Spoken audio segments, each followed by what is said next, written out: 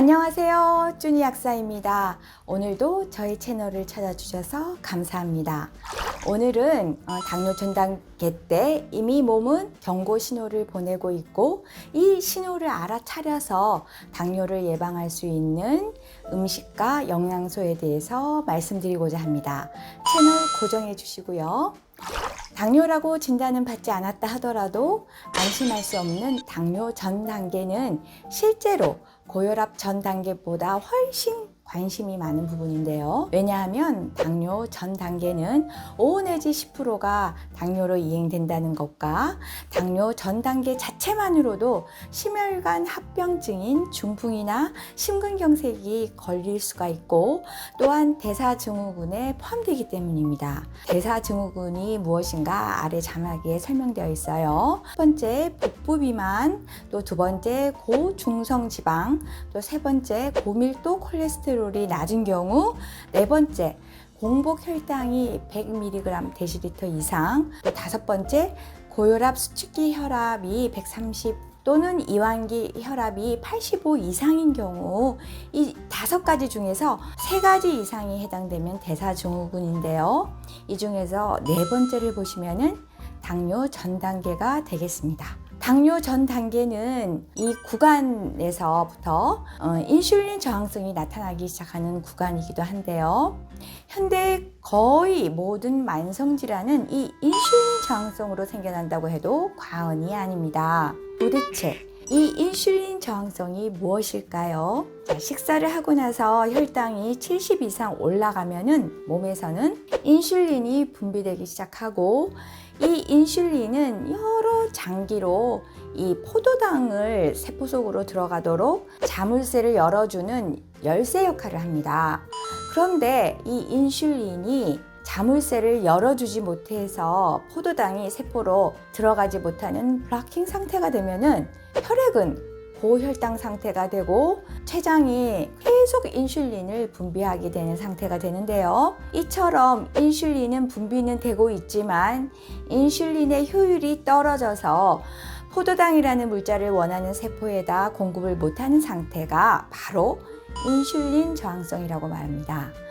이래 되면은 지방세포, 간, 근육세포들도 인슐린에 대해서 둔감해지면서 심혈관 질환, 비만이 나타나기 시작하고, 결국에는 췌장세포도 망가져서 인슐린 분비도 떨어지고 당뇨가 악화됩니다. 인슐린 저항성이 나타나기 시작하는 당뇨 전 단계에서 나타나는 경고 신호는 무엇일까요? 첫 번째, 갑자기 살이 찝니다. 그리고 한번 찐 살은 잘 빠지지가 않습니다. 인슐린이 고장나서 출입문의 자물쇠를 열지 못해서 세포는 포도당을 공급받지 못하게 되면은 제일 타격을 받는 장부가 무엇일까요? 바로 뇌입니다. 뇌는 늘 배고픔을 느끼게 되어서 자꾸 먹게 되죠. 공복감은 면류나 빵, 떡 같은 탄수화물을 탐닉하게 되고 계속 먹게 되니까 인슐린 분비가 증가하게 되고, 그럼 지방세포에 지방이 축적되어서 살이 자꾸 찌게 되는 거죠.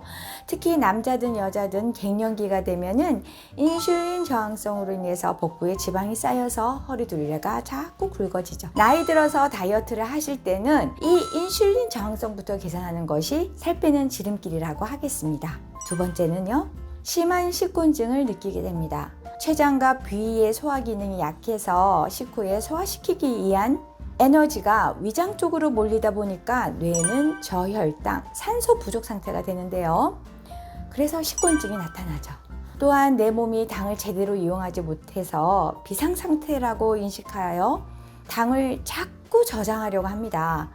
달고 짠 음식에 대해서 탐닉하게 되고요. 따라서 식곤증이 덜 생기게 하려면 식후 혈당이 이렇게 피크처럼 팍 튀지 않도록 서서히 완만하게 오를 수 있도록 포도당으로 빨리 분해되지 않는 잡곡밥 위주의 식사를 하시고, 또 식사 순서도 야채, 단백질, 마지막으로 이 밥술을 뜨는 그런 식단으로 천천히 또 꼭꼭 씹어 드시도록 하는 것이 좋습니다. 세 번째는 전신 무력감입니다.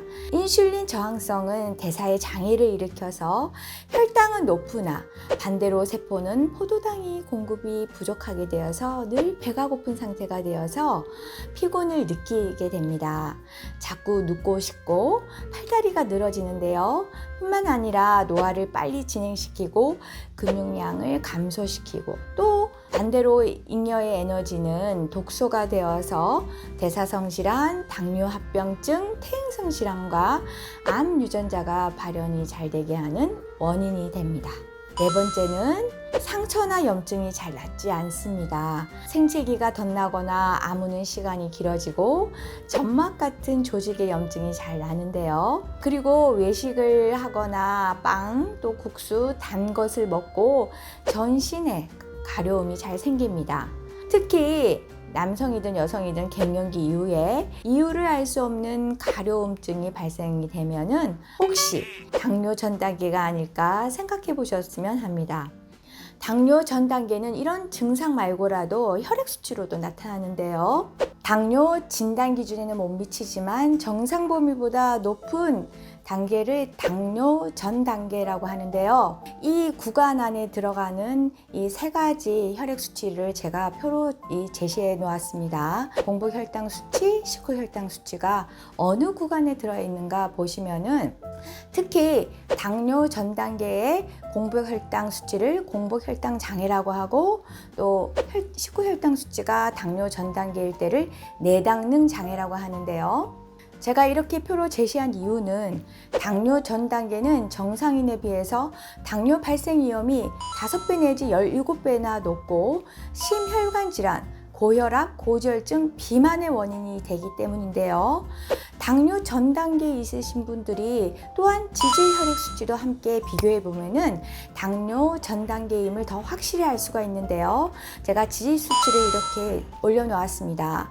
이 지질 수치가 이 구간 안에 들어간다면 역시 이상 지질 혈증의 전 단계라고 볼 수가 있고, 이 역시 인슐린 저항성 상태로 포도당의 혈중에 아주 높은 상태로 인해서 당뇨로 이행되겠구나 생각할 수가 있습니다.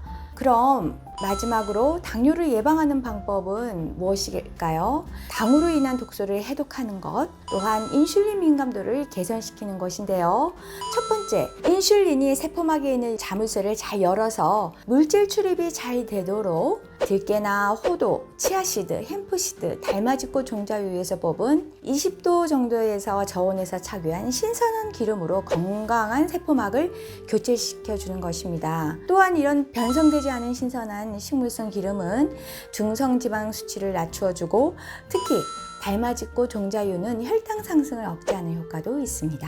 두 번째, 세포 내 당으로 인한 독소를 잘 청소해야겠죠. 이 당 독소를 해독하는 데는 레몬이나 아로니아 같은 플라보노이드 성분인 항산화제, 또 트립토판, 히스티딘, 그다음에 시스틴, 티로신, 아르기닌 같은 아미노산, 또 대두 추출물이 몸 안에 당 독소 생성을 억제하고 해독하는 데 도움이 됩니다. 세 번째로는 인슐린 유사 작용으로 인슐린 민감도를 개선해주고 근육으로 혈당 흡수를 증가시키는 캐롭 추출물이라든지 바나바 잎의 코르솔산, 또 식물성 인슐린이라고 하는 여주의 카라틴 성분이 되겠습니다.